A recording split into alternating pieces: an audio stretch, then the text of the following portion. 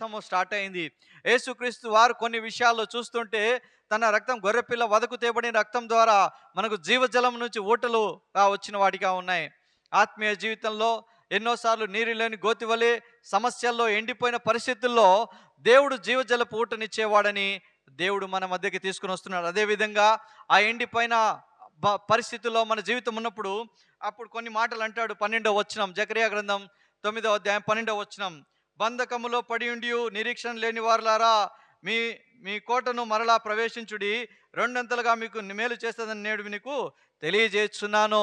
నిరీక్షణ లేని పరిస్థితుల్లో, ఆ గోతిలో నుంచి నన్ను ఎవరు ఎత్తిలేని పరిస్థితుల్లో, ఎండిపోయిన బావిలో, మరి ఎండిపోయిన జీవితంలో, మరి అనేక పరిస్థితుల్లో ఎండిపోయి ఇంకా వర్ధిల్లలేని పరిస్థితుల్లో దేవుని గొప్ప కార్యాలు చూస్తూ వచ్చాడు. గొప్ప ఆదరణ వచ్చింది, తన ప్రాణానికి నెమ్మది వచ్చింది. కొన్ని సంవత్సరాల్లో మనకు నెమ్మది ఉండదు. అలాంటి పరిస్థితుల్లో దేవుడు మనకు నెమ్మది ఇచ్చేవాడిగా ఉంటున్నాడు. అక్కడ నీవు నేను ఆరాధించినప్పుడు బంధకంలో పడి ఉండి నిరీక్షణ లేని వారులారా మీ కోటను మరలా ప్రవేశించుడి, రెండంతలుగా మీకు మేలు చేస్తుందని నేడు మీకు తెలియజేస్తున్నాను. ఈ ఉదయకాలం ఆరాధనలోకి వచ్చిన నీవు ఎండిపోయిన ఎడారిలాగా ఎండిపోయిన జీవితం, గోతిలో పడిన జీవితం అయిపోతే దేవుడు నిన్ను రెండంతల మేలుతో నింపాలని దేవుని యొక్క కోరిక. అలాంటి కోరిక నీవు నెరవేర్చాలంటే దేవునికి సింహాసనం వేయాల్సిన పరిస్థితి ఉంది. నీ జీవితంలో దేవునికి ఎప్పుడైతే సింహాసనం ఇస్తావో, నీ జీవితంలో ఎప్పుడైతే ఎండిపోయిన జీవితం ఉంటుందో, ఎప్పుడైతే ఎండిపోయిన వాగు ఎండిపోయిన జీవితాల్లో ఉంటాయో, అలాంటి పరిస్థితుల్లో, నెమ్మది లేని పరిస్థితుల్లో నెమ్మదినిచ్చే దేవుడు నీకున్నాడని నిరీక్షణ లేకుండా నీ ఉన్నావేమో, మరలా మీ కోటలో మీరు ప్రవేశించుడి, రెండంతలుగా మీకు మేలు చేస్తాను. ఈ రెండంతల మేలు దేని ద్వారా వస్తుందంటే నువ్వు చేసే ఆరాధన వల్ల, నువ్వు వేసే సింహాసనం ద్వారా, నువ్వు చేసే స్తుతుల ద్వారా, నువ్వు చేసే కృతజ్ఞత భావము ద్వారా దేవుడు నీకు రెండంతల మేలు చేసేవాడిగా ఉంటున్నాడు. ఆరాధనలో కూడా మనం ఎంతగానో ఆరాధించేదానికి నిర్లక్ష్యం చేస్తాం. కానీ ఆరాధన చేయకపోతే నీకు జరగాల్సినవి జరగవు. ఎందుకంటే నీ ఆత్మీయ జీవితంలో మెలకువగా ఉండాలి. దేవుడు వచ్చినప్పుడు, దేవుని సన్నిధిలోకి వచ్చినప్పుడు నువ్వు ఆరాధించకుండా వెళ్ళిపోతే నీకు నిష్ప్రయోజనమే. దేవుని మందిరానికి వచ్చి కొన్ని మాటలతో అయినా దేవుని నువ్వు ఆరాధించకుండా వెళ్తే ఎట్లాగా? ఆత్మీయ జీవితంలో ఒకానొక పరిస్థితిలో మనం కూడా ఎండిపోయిన గోతిలోని ఉన్న వారమే. మనకు క్రీస్తు యేసు ద్వారా మనకి కొన్ని విషయాల్లో దేవుడు మనకు ఎంతనో కృప చూపించిన వాడిగా ఉంటాం. ఎన్నోసార్లు మనం కూడా తప్పిపోయింటాం. అయితే ప్రభు కృపను బట్టి దేవుడు మనను లేపిన వాడిగా ఉంటున్నాడు. అదే మాట కీర్తనలు 119 చివరి వచనంలో ఆ మాట రాయబడి ఉంటుంది. ఇక్కడంతా వాక్యం గురించే చెప్పాడు, కానీ చివరిలో ప్రార్థన, చివరి వచనం కీర్తనలు 119 అధ్యాయము 176 వచనంలో, తప్పిపోయిన నీవు నన్ను బ్రతికింపుము, నేను నిన్ను స్తుతించదను, నీ న్యాయ విధులు నాకు సహాయముగులును గాక, తప్పిపోయిన గొర్రె వలె నేను త్రోవ విడిచి తిరిగి తిని, నీ సేవకుని వెదికి పట్టుకొనుము, ఎందుకనగా నేను నీ ఆజ్ఞను మరచువాడును కాను. ఇక్కడ ఈ కీర్తన అంతటిలో చూస్తే చివరి భాగంలోనే ఒకే ఒక ప్రార్థన. తప్పిపోయిన జీవితంలో ఉంటాం కూడా, మనం కూడా కొన్నిసార్లు ఎండిపోయి ఉంటాం. అప్పుడు ఎవరు చేస్తారంటే దేవుని పరిచారకులు కావచ్చు, సేవకులు కావచ్చు. నీ జీవితంలో నిరీక్షణ ఇచ్చేది ఎవరంటే ఆయన ప్రతినిధులే. దేవుని ప్రతినిధులే. ఎలాంటి పరిస్థితుల్లో అయినా మనం ధైర్యం చెప్పగలుగుతాం. మరణ ఛాయల్లో వచ్చిన వారికి కూడా మనం లేపగలుగుతాం. ఎందుకంటే దేవుడు చేసే గొప్ప కార్యములు. ఆదివారమున ఒక వారం క్రితము భయంకరంగా గ్యాస్ట్రిక్ ప్రాబ్లం వచ్చినప్పుడు హాస్పిటల్కి అనుమతించాడు. సరే, హాస్పిటల్కి వెళ్ళాను రాత్రి 11:30. అక్కడ వెళ్తే ఎందుకు అనుమతించాడో దేవుడు నాకు తెలియదు, కానీ అక్కడ వెళ్తే వృద్ధాపంలో 2 సేవకులు వచ్చారు. సేవకునికి అత్తామామ, వాళ్ళు కేరళ వాళ్ళకి తమిళ్ మట్టుకే వచ్చు, తమిళ్ కన్నడ వచ్చు. సరే, ఎందుకు వచ్చారో నాకు తెలియదు, కానీ నా పక్క బెడ్లో ఉన్నారు. స్తోత్రం అండవరే, స్తోత్రం అండవరే అంటే స్తోత్రం వేసే అంటున్నారు, కానీ కొద్దిగా నిరీక్షణ లేకుండా వారు ఉన్నారు. అలాంటి పరిస్థితులు అంటే ఆ తాతకి ఏమైపోతుందో, ఒక 80 ఉంటుంది వయసు, ఇంకా ఆయనకు కడుపులో ప్రాబ్లం వచ్చింది. ఇంకా ఏం చేయలేని పరిస్థితుల్లో వారు హాస్పిటల్ తీసుకుని వచ్చి అక్కడ చాలా వేదన పడుతున్నారు. సరే, కొంతసేపులో వచ్చిన తర్వాత మాకు వచ్చిన తమిళ్ లాంగ్వేజ్లో ఆయనకు వాక్యం చెప్పి కీర్తనలు 41వ అధ్యాయంలో కొన్ని మాటలు ఆయనకు వివరించి కొద్దిగా ప్రార్థన చేసే లోపల ఆయన అంటున్న మాట ఏంటంటే, దేవుని దూతలు నేను పడిపోతే కూడా వచ్చి లేపడానికి ఆయన దూతలు పంపించాడు. అంటే కారణం ఏంటంటే ఒక్కరికి ప్రాబ్లం ఉంటే కూడా దేవుడు తన సేవకులకు, తన ప్రజలకు అనుమతించి వారిని లేపడానికి, వారి ద్వారా మహిమ పొందుకోవడానికి దేవుడు చేసే గొప్ప అద్భుత కార్యం. నేను ఇంటికి వచ్చి నన్ను అనుకున్నాను, తగ్గిపోయింది కదా నా పరిస్థితి, ఎందుకు ప్రభువా నన్ను అనుమతించినావు అంటే, ఆ ఇద్దరు నిరీక్షణ అక్కడ కోల్పోతున్నారు. వారు ముసలివారు చాలా వృద్ధాపంలో ఉన్నారు. వారికి ఆదరణ లేదు.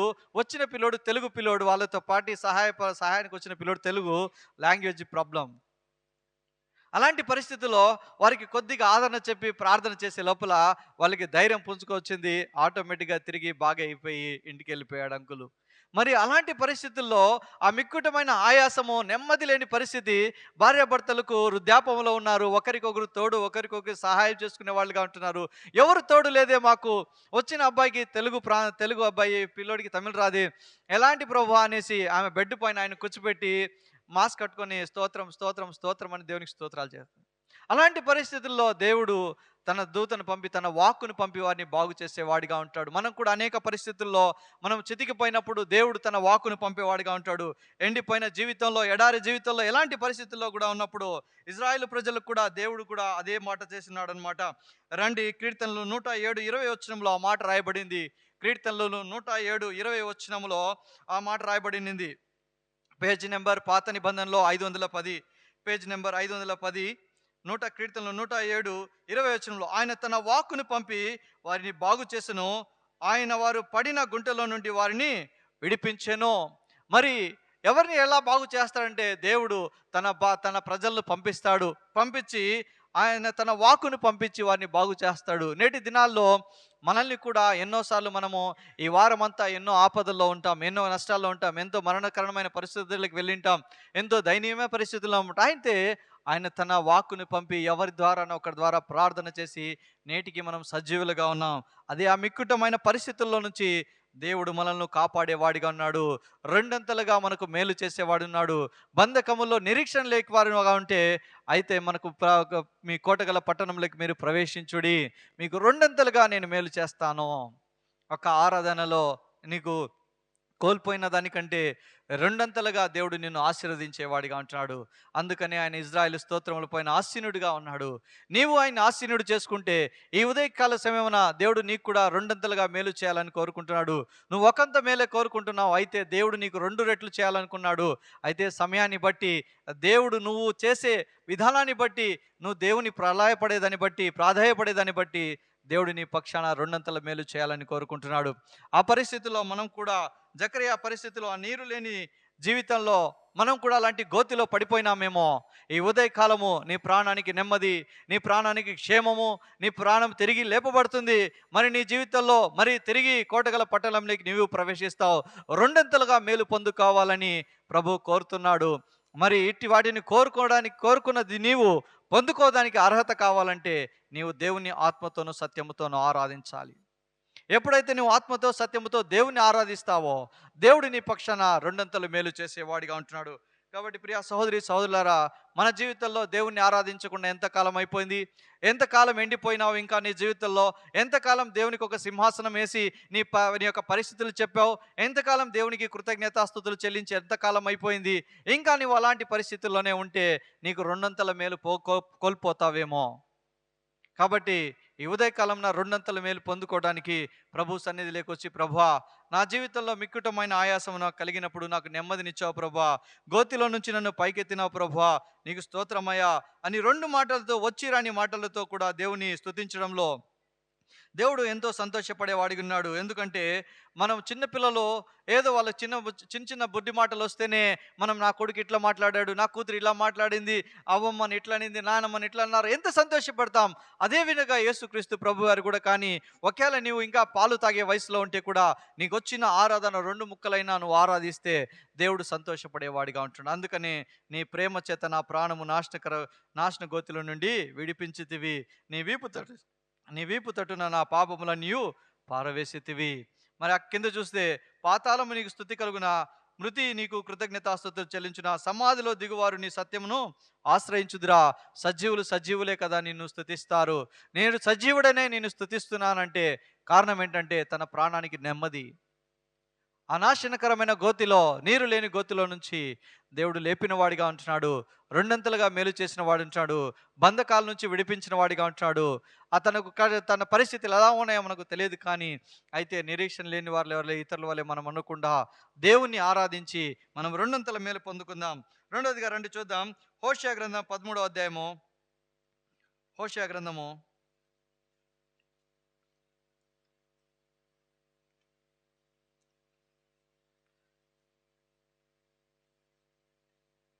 హోషేయ గ్రంథము 13వ అధ్యాయం 14 వచ్చినాం. 13వ అధ్యాయం 14 వచ్చినాం. రెండు ఆయనను పాతాళ వశములో నుండి నేను వారిని విమోచింతును, మృత్యువు నుండి నేను వారిని రక్షింతును. ఓ మరణమా నీ విజయం ఎక్కడా? ఓ మరణమా నీ ముల్లెక్కడా? పశ్చాత్తాపము నాకు పుట్టదు. కొంతమందికి పశ్చాత్తాపమే పుట్టని పరిస్థితుల్లో కూడా ఉన్నారు. నేటి దినాల్లో మరి దేవుడు తన జీవితాల్లో పాతాళము నుండి, పాతాళ వశము నుండి నేను విమోచించాడు. విమోచన అనగా క్రయం చెల్లించాడు. నా జీవితంలో దేవుడు ఎంతగానో విలువ పెట్టి కొన్నాడు. ఆ విలువ పెట్టిన కొనిన నీవు ఆయనకు విలువిస్తున్నావా? నీ జీవితంలో మృత్యువునకు దారి తీసినప్పుడు, మరణానికి దారి తీసినప్పుడు నీ జీవితంలో దేవుడు మృతుల్లో నుండి నిన్ను రక్షించినాను. మరి రెండోదిగా ఆ యొక్క మరణానికి పాత్రులైన మనము, ఆ మరణానికి ఘోరమైన మరణానికి మనమందరము కావాలంటే యేసు ప్రభు రక్షణ లేకపోతే మనమందరము రెండవ మరణానికే పాత్రలం అవుతాం. యేసు ప్రభు గారు లేకపోతే కన్నా, ఈ యొక్క విమోచన క్రయం చెల్లించకపోతే మనమందరము రెండవ మరణానికి వెళ్ళిపోయే వాళ్ళుగా ఉంటాం. అయితే క్రీస్తు యేసు ద్వారా మనం రక్షించబడి మన పాపాలు సిలువ వేయబడిన దానికి మనకు ఒక్కసారే మరణం, యుగ యుగాలు సజీవంగా ఉంటాం క్రీస్తుతో పాటి. ఈ యొక్క మరణం నుంచి ఆయన రక్షించడానికి ఆయన ఎంతో క్రయం చెల్లించినాడు. నీ కొరకై, నా కొరకై ఆయన చెల్లించిన వాడు ఏమడుగుతున్నా అంటే ఆయన మహిమ కోరుతున్నాడు నీ ద్వారా. రండి కొరింథీయులకు రాసిన పత్రిక, 1 కొరింథీయులకు రాసిన పత్రిక 6వ అధ్యాయము 20వ వచనంలో ఏం అడుగుతున్నాడు చూడండి. విలువ పెట్టి కొనే దానికి ఆయన నీ దగ్గర నుంచి కోరేది చిన్న విషయమే. మీరు విలువ పెట్టి కొనబడిన వారు కనుక మీ దేహముతో దేవుని మహిమపరచుడి. దేహముతో అంటే దేవుని మహిమపరచాలి. ఎందుకంటే నీ కొరకు క్రయం చెల్లించాడు ఆయన. నీ దేహముతో దేవుని మహిమపరచాలని కోరుకుంటున్నాడు. నీవు ఆయన స్వరక్తం ఇచ్చి, ఆయన సంపాదించిన రక్తాన్ని, మనకిచ్చిన నిత్య జీవాన్ని బట్టి నీ దేహముతో దేవుని మహిమపరచాలని కోరుకుంటున్నాడు. మహిమపరుస్తున్నామా? కొంతమంది దేవుని మందిరానికి వస్తాం, చక్కగా నిద్రపోతాం, చక్కగా వెళ్ళిపోతాం బయటికి. ఎంతమంది దేవుడు కొన్న విలువను బట్టి దేవుని ఆరాధించకుండా వెళ్ళిపోతున్నారు? ఎంతమంది దేవుని మహింపరచకుండా వెళ్ళిపోతున్నారు? విలువ పెట్టి కొనబడిన నిన్ను ఆయన ప్రశస్తమైన రక్తం ద్వారా, కల్మషము లేని రక్తం ద్వారా, పరిశుద్ధ రక్తం ద్వారా ఆయన విలువ పెట్టి కొన్నప్పుడు, వదకు తేబడిన గొర్రెపిల్లగా ఆయన వచ్చినప్పుడు నిన్ను ఊరికే కొనలే. ఈరోజు అనుకుంటావేమో నేను గొప్పవాడిని, నేను ఐశ్వర్యవంతుడు, నేను అంత సమస్తం ఉంది అనుకుంటావేమో. నిన్ను కూడా ఎన్నుకున్నాడంటే మనం ఒక వెర్రి వాళ్ళమని ఎంచుకోవాలి. మనం దేవుని దృష్టిలో వెర్రి వాళ్ళము, ఎందుకు పనికిరాని వారు, మన దౌర్భాగ్యమైన పరిస్థితుల్లో మనల్ని బట్టి దేవుడు గొప్పవారిని, మరి బలవంతుల్ని సిగ్గుపరచడానికి ఎన్నిక లేని మనల్ని ఎంచుకున్నాడు దేవుడు. ఈ లోకంలో మనము దేవుని మహింపరుస్తున్నామా? విలువ పెట్టి కొనిన దానికి ఆయన కోరుతున్నది నీ దగ్గర, నా దగ్గర ఏంటంటే ఆయన నిన్ను విలువ పెట్టి కొనబడిన వారు గనుక మీ దేహముతో దేవుని మహిమపరచుడి. ఆ మహిమపరుస్తున్నామా ఈ ఉదయకాలమున? దేవుని నీవు మహిమపరిస్తే ఆయన ఫిలిప్పీ 4:19 ప్రకారం నీ జీవితంలో ఆయన క్రీస్తు యేసు మహిమేశ్వరులో ప్రతి అవసరము తీర్చేవాడిగా ఉంటున్నాడు. నీ దేహముతో దేవుని ఎప్పుడైతే మహింపరుస్తావో, నీ యొక్క దేహానికి కావాల్సిన సమస్తము క్రీస్తు యేసు మహిమేశ్వరులో ఫిలిప్పీ 4:19 ప్రకారము నీవెప్పుడైతే నీ దేహముతో దేవుణ్ణి మహిమపరుస్తావో నీ జీవితంలో ఫిలిప్పీ 4:19 నెరవేర్చబడేదిగా ఉంటుంది.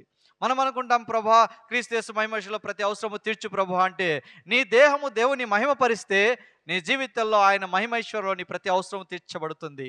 అలాంటి తీర్చబడే స్థితిలోకి నేను ఉన్నామా? నీవు నేను సరి చేసుకుంటున్నామా? అదేవిధంగా కీర్తనలు 1 కొరింథీయులకు రాసిన పత్రిక 7వ అధ్యాయం 23వ వచనంలో ఒక మాట ఉంటుంది చూడండి. అక్కడ కూడా మీరు విలువ పెట్టి కొనబడమని కనుక మీరు మనుషులకు దాసుడు కాకుడి. మీరు విలువ పెట్టి కొన్నారు కాబట్టి మీరు మనుషులకు దాసులు కాకండి.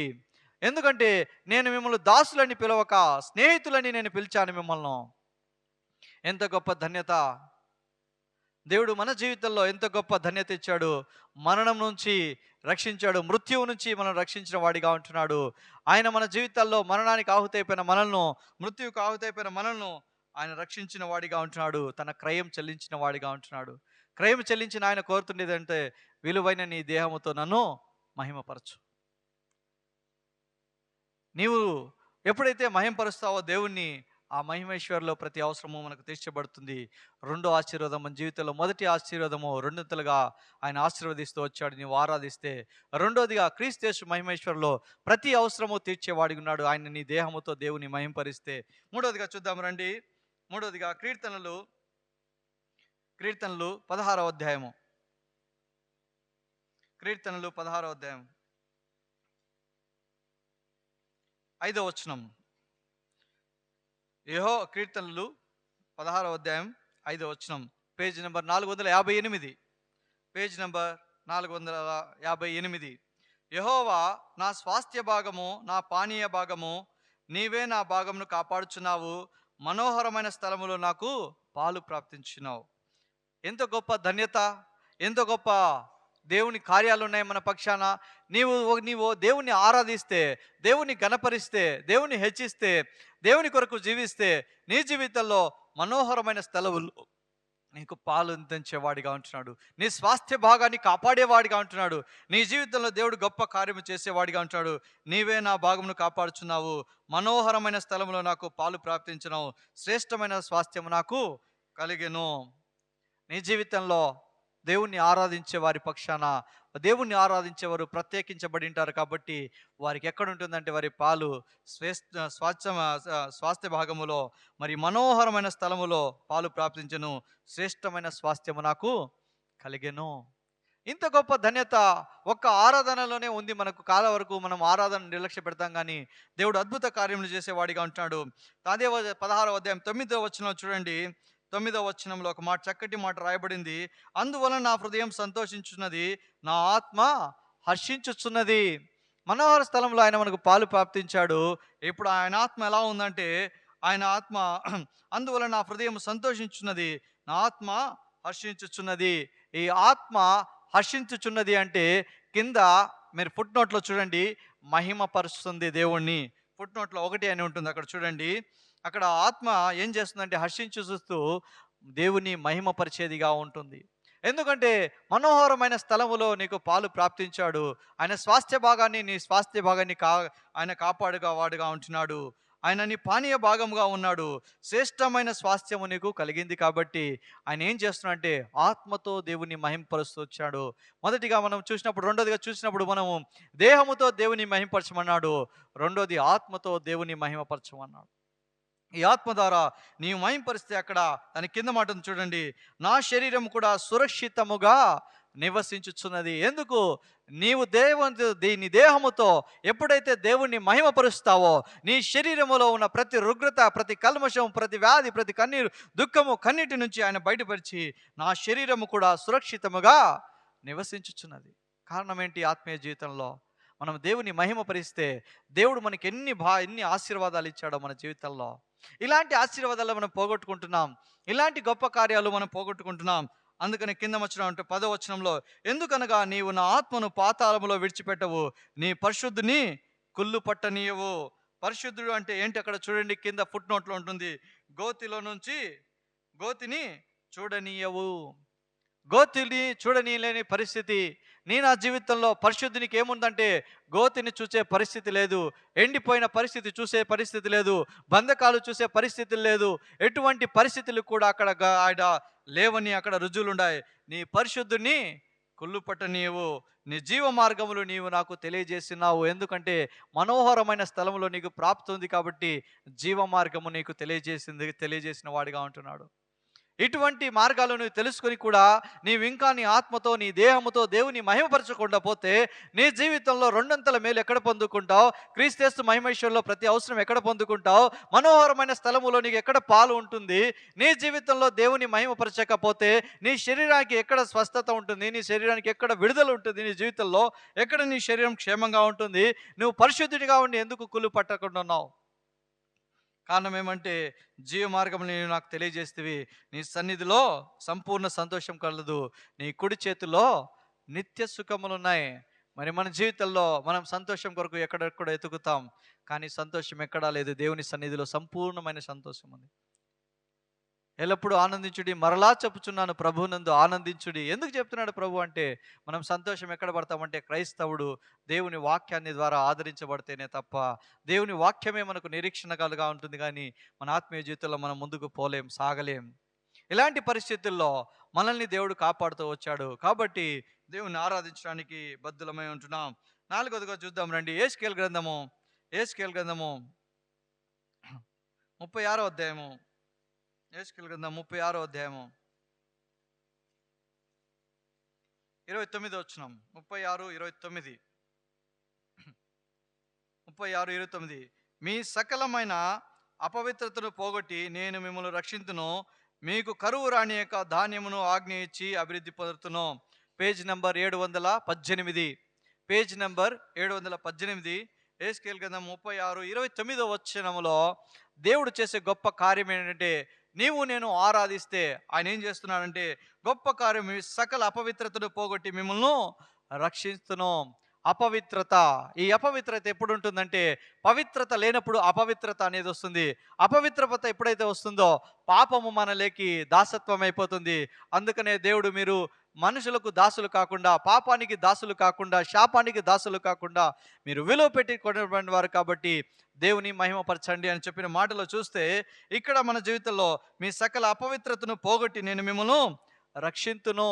ఎంత మన అపవిత్రతలో ఉంటాం, మాటల్లో, తలంపుల్లో, చూపుల్లో, ఆలోచనలో, ప్రతి అణువున అపవిత్రతలో ఉంటాం. ఎందుకంటే సముద్రంలో చేప ఉంటుంది కానీ చేపలో ఉప్పు ఉండదు. ఎందుకంటే మనము సముద్రం చేప తీసుకుని వచ్చినా కూడా దాన్ని కట్ చేసినప్పుడు ఉప్పు వేసుకుని వండుకుంటాం. కానీ మనము లోకంలో ఉన్నాం, లోక మాన్యంలో ఉన్నాం, పాపములో ఉన్నాం, శాపములో ఉన్నాం. మన జీవితాల్లో దేవుడు మన సకల అపవిత్రతను పోవగొట్టి ఆయన రక్షించాలని రక్షకుడుగా ఈ లోకానికి వచ్చిన వాడిగా ఉంటున్నాడు.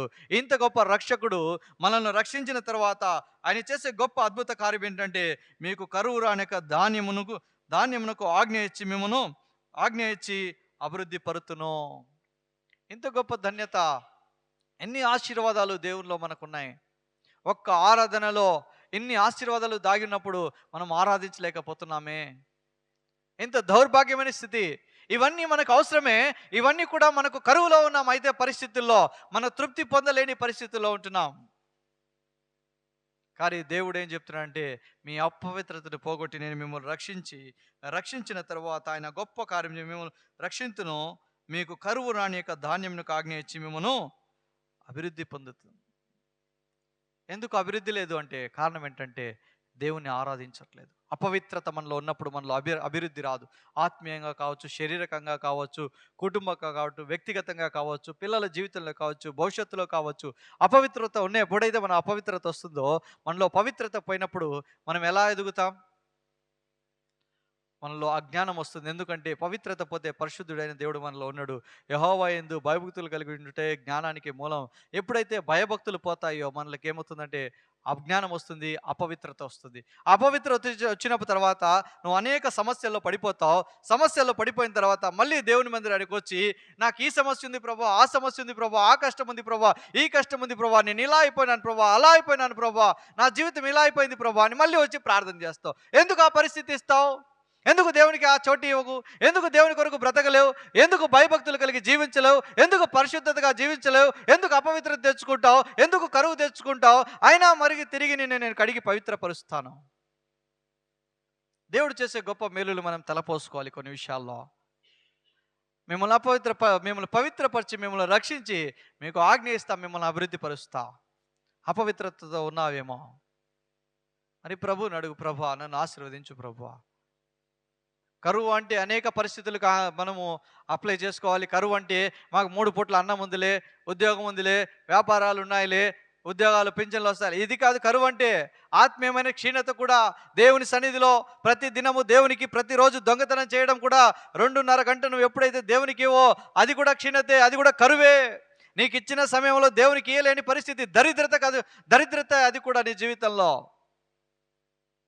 ప్రతి దినము దేవునికి సమయం ఇవ్వాలి. అది కూడా కరువే నీ జీవితంలో. అది కూడా కరువైపోయింది. 24 గంటలు ఇస్తే సమయం లేదు ప్రార్థన చేసుకోవడానికి, దేవుని స్తుతించడానికి, దేవుని ఘనపరచడానికి. ఈ రోజంతా నిన్ను నీ కుటుంబాన్ని కాపాడిన దానికి కనీసం ఒక అరగంట అయినా కూర్చొని దేవుని సన్నిధిలో ప్రార్థన చేస్తున్నామా? దేవుని స్తుతిస్తున్నామా? దేవుని ఘనపరుస్తున్నామా? దేవుని హెచ్చిస్తున్నామా? ఇవన్నీ చేయకపోతే మనకి ఈ ఆశీర్వాదాలన్నీ శాపంగా మారతాయి. అప్పుడు నీ జీవితంలో రెండంతల మేలు పొందుకోలేవు, ఒకంతు మేలు కూడా పొందుకోలేవు. నిరీక్షణ లేని గోతిలోకి వెళ్ళిపోతావు, ఎండిన గోతిలోకి వెళ్ళిపోతావు. అక్కడ పోయి కన్నీరు కారుస్తావు. అక్కడ నీకు ఎవ్వరు నువ్వు పిలిచినా నీ అరుపులకు ఎవరు వినపడరు. ఎడారిలో గోతుల్లో ఎవ్వరు మనుషులు తిరగరు. ఎప్పుడో ఒక సంవత్సరానికి వంటలు పోతాయి. అలాంటి పరిస్థితిలో వచ్చి ఎవరైనా నేను ఎత్తేయచ్చు పైకి, అంతే. అలాంటి పరిస్థితిలో ఉన్నావేమో. ఈ ఉదయకాలం పొందుకో దేవుని ఆశీర్వాదాలు. దేవునికి ఒక సింహాసనం వే నేటి దినాన్ని నుంచి. ప్రతి దినం వేస్తే ప్రతి దినము నీకు అన్ని ఆశీర్వాదాలే. ప్రతి దినము నీకు రెండంతల మేలు. ప్రతి దినం క్రీస్తు యేసు మహిమేశ్వరంలో ప్రతి అవసరం తీర్చబడుతుంది. ప్రతి దినము నీ ప్రాణాన్ని కాపాడేగా వాడి ఉంటాడు. ప్రతి దినము ఆయన మనోహరమైన స్థలంలో నీకు ప్రాప్తి ఉంటుంది. ప్రతి దినము నీ జీవితంలో కరువు రాకుండా నిన్ను ఆశీర్వదించేవాడిగా అంటాడు. ఇంత గొప్ప దేవుని నీవు నిర్లక్ష్యం చేస్తే ఈ 4 ఆశీర్వాదాలు కూడా శాపంగా మారకముందే నీ జీవితంలో ప్రభుకి స్తోత్రాలు చెప్పు. అయ్యా నన్ను రక్షించావయ్యా, నీకు స్తోత్రమయ్యా. నా ప్రాణానికి నెమ్మది ఇచ్చావు ప్రభు, నీకు స్తోత్రం ప్రభు అని నువ్వు అలాంటి పరిస్థితుల్లో నేను చెప్పకుండా నేను ఇలాంటిగే జీవిస్తాను అనుకుంటే అది నీ కర్మకు మేము బాధ్యులం కాదు. చెప్పే వరకే మా పని, వినే బాధ్యత మీది, నడిచే బాధ్యత మామిది. ఎందుకంటే దేవుని కార్యాలు పరిశుద్ధాత్మ దేవుడు మనకు కొన్ని తెలియపరిచినప్పుడు మనం సరి చేసుకోవాలి. మన లోటుపాట్లు కూడా దేవుడు ఆరాధన వర్తంలో దేవుణ్ణి ఒకటే మహింపరిచే విషయాల్లో కూడా ఎక్కడెక్కడ తప్పిపోయినామో, ఎక్కడెక్కడ మనము పొరపాట్లు చేస్తున్నామో ఆ పొరపాట్లు కూడా దేవుడు తెలియజేసే వాడుకుంటాడు. ఇవన్నీ ప్రతిదినం మనం చేస్తున్నామా? చెప్పే నేనైనా కూడా కానీ కొన్ని పరిస్థితుల్లో జారిపోయిన వాడిగా అంటాను. అలాంటి పరిస్థితుల్లో తిరిగి ప్రభువుని అడిగినప్పుడు ఆయన సరిచేసేవాడిగా ఉంటాడు. ఎందుకంటే దేవుడు మనల్ని కాపాడేవాడిగా ఉంటాడు. దేవుడు మనల్ని నడిపించేవాడిగా ఉంటాడు. అలాంటి పరిస్థితుల్లో మనల్ని కూడా దేవుడు విడిపించిన వాడిగా ఉంటాడు. రండి మీకా గ్రంథము 6వ అధ్యాయము 3వ వచనం, పేజ్ నంబర్ 766, పేజ్ నంబర్ పాత నిబంధనలో 766, 6వ అధ్యాయము 3-4 వచనాలు చదువుదాం రండి. 3-4 వచనాలు. నా జనులారా, నేను మీకేమి చేసి తిని మిమ్మల్ని నేనేలాగో ఆయాసపరిచితిని అది నాతో చెప్పుడి. ఐగుప్తు నుండి నేను మిమ్మల్ని రప్పించి దాస్య గృహములో నుండి మిమ్మల్ని విమోచించి తిని మిమ్మల్ని నడిపించుటకై మోషే అహరోను మిరియామును పంపితిని. నడిపించడానికి నాయకుల్ని కూడా పంపిస్తున్నాడు దేవుడు నేటి దినాల్లో. దాసత్వము నుంచి, పాపము నుంచి, శాపము నుంచి నువ్వు ఆశీర్వాదానికి మారడానికి కూడా దేవుడు తన యాజకుల్ని పంపించేవాడిగా ఉంటున్నాడు. నీ శాపము, నీ పాపములో నుంచి, నీ అపవిత్రతలో నుంచి నువ్వు బయటికి రావడానికి దేవుడు తన కృపను పంపించి తన కార్యములను నెరవేర్చేవాడిగా ఉంటున్నాడు. నా జీవితంలో దేవుడు చేసే గొప్ప కార్యం ఏంటంటే దాస్య గృహముల నుంచి ఆయన నిన్ను విడిపించిన వాడిగా ఉన్నాడు. ఎందుకంటే నిన్ను ఆశీర్వదించాలని దేవుని యొక్క కోరిక, దేవుని యొక్క ప్రణాళిక. దేవుడు మనల్ని దాస్య గృహంలో నుంచి మనల్ని విడిపించిన దేవుడు. ఆయన స్పష్టంగా పలుకుతున్న మాట ఏంటంటే, నేను మిమ్మల్ని ఐగుప్తు నుండి మిమ్మల్ని రప్పించి తిని, దాస్య గృహంలో నుండి మిమ్మల్ని విమోచించి తిని, మిమ్మల్ని నడిపించుటకై మోషే అహరోను మిరియామును పంపించి తిని. ఎందుకు పంపించాడు? ఇంకా దాసత్వంలో ఉన్నావేమో, పాప దాసత్వంలో ఉన్నావేమో, శాప దాసత్వంలో ఉన్నావేమో, ఇంకో విడువబడి లేని పరిస్థితిలో ఉన్నావేమో. ఐగుప్తు ప్రజలను 430 సంవత్సరాలు విడిపించడానికి కారణమేంటో తెలుసా? వారి జీవితాల్లో ఐగుప్తు యొక్క అనుభవం విడిచిపెట్టలేని పరిస్థితుల్లో వాళ్ళు ఉన్నారు. కాబట్టి 430 సంవత్సరాలు పడుతూ వచ్చింది. నీ జీవితంలో, నా జీవితంలో ఇంకా నీవు అలాంటి పాప జీవితంలోనే ఉంటే ఆ దాసత్వంలో నుంచి విడిపించడానికి యేసుక్రీస్తు వారు భూలోకానికి వచ్చిన వారిగా ఉంటున్నారు. నా జీవితంలో ఆ దాసత్వం నుంచి విడుదల రావాలి. ఆ పాప స్థితి, ఆ అవిధేయత, దేవుని మందిరానికి క్రమము, దేవుని పరిచర్యలో క్రమము, దేవుని ఇంటిలో క్రమం, దేవుని ఆరాధించే దాంట్లో క్రమం, బలలో పాలు పొందే విషయంలో క్రమం, అన్ని విషయాల్లో క్రమం పాటించేవాడిగా నీ ఉండాలని ఆ దాస్యకృతంలో నుంచి నిన్ను విడిపించడానికి 430 సంవత్సరాలు పట్టింది ఇజ్రాయేలు ప్రజలను విడిపించడానికి. అలాగా నీ జీవితంలో బతికిన 30-40 సంవత్సరాలు, 50-60 సంవత్సరాలు నిన్ను విడిపించడానికి టైం సరిపోతుంటే ఇంకా ఎప్పుడు నేను పరలోకం చేర్చేది, ఆ పరమ కానాను చేర్చేది? అలాంటి అవిధేయతతో ఉన్నామేమో. ప్రభువా నన్ను క్షమించయ్యా. అడుగు ప్రభుని. కొన్ని విషయాల్లో మనం ఆరాధనకు వెళ్ళే ముందు కొన్ని విషయాలు మనము క్లుప్తంగా దేవుని సన్నిధిలో అడగాలి. ప్రభువా, దాస్య గృహంలో నుంచి నన్ను విడిపించినావు ప్రభువా, నీకు స్తోత్రమయ్యా. ఇంకా నా జీవితంలో నేను నీ దాసులో చెప్పినట్లు, మీరు మాట్లాడినట్టు నేను జీవించడానికి నాకు కృప చూపించాయా అని దేవుని అడగండి. చివరిగా జెఫన్యా గ్రంథం, జెఫన్యా గ్రంథం,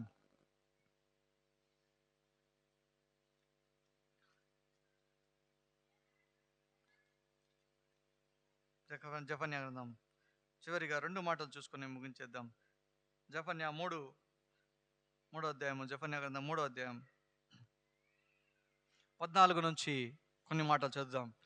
పేజ్ నంబర్ 774, పేజ్ నంబర్ 774. నీవు ఆరాధించడం ద్వారా దేవుడు చేసే చివరి ఆశీర్వాదం కూడా చూద్దాం కొన్ని.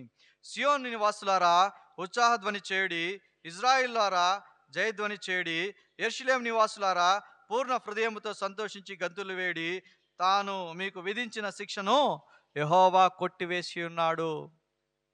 మన జీవితంలో మనకు ఇచ్చిన శిక్ష, విధి అంతటిని ప్రభు పైన పడిపోయింది.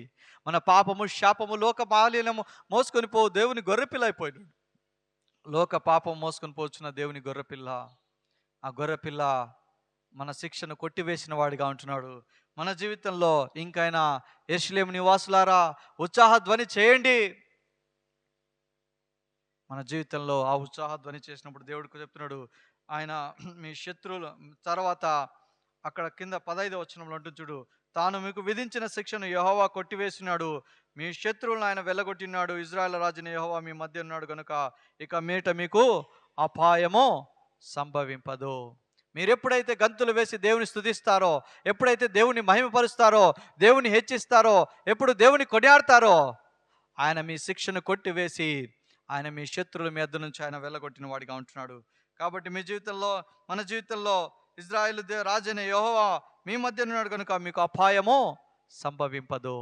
ఇంకా ఎలాంటి పరిస్థితుల్లో కూడా నీకు అపాయం అనేది సంభవించదు. ఒక్క ఆరాధనలో దేవుడు చేసే ఇన్ని గొప్ప అద్భుతాలు మనం తెలుసుకొని కూడా దేవుని ఆరాధించకపోతే, దేవుని గణపరచకపోతే ఇంత గొప్ప ఒక ఆశీర్వాదాలన్నీ మనం కోల్పోతామేమో.